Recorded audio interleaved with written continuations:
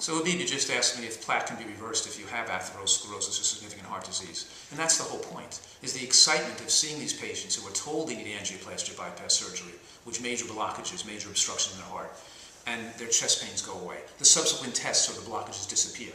I even have patients who've had an 80% blockage in their carotid artery the next year when none was detectable.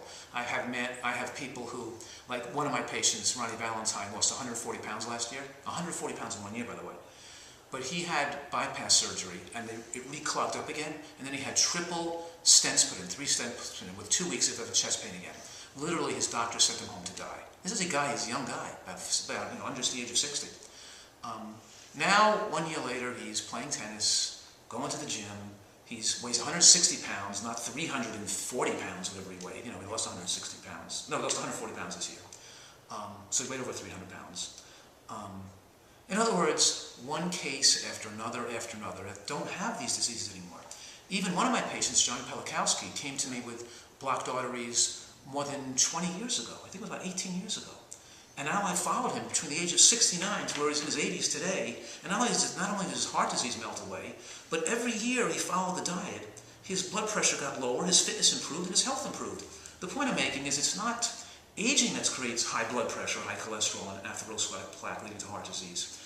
It's like water runs off the waterfall and hits a rock. And the rock gets hit every day for 30,000 years and eventually shatters and splits in two.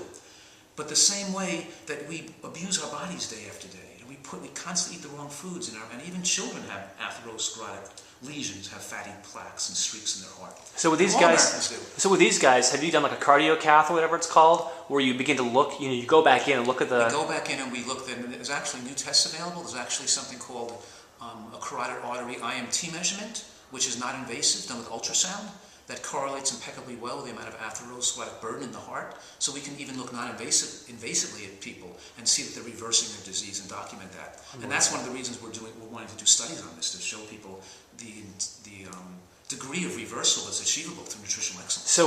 So when you talk to like the average cardiologist and you tell the average cardiologist about this reversal of plaque, they're like, what do they say?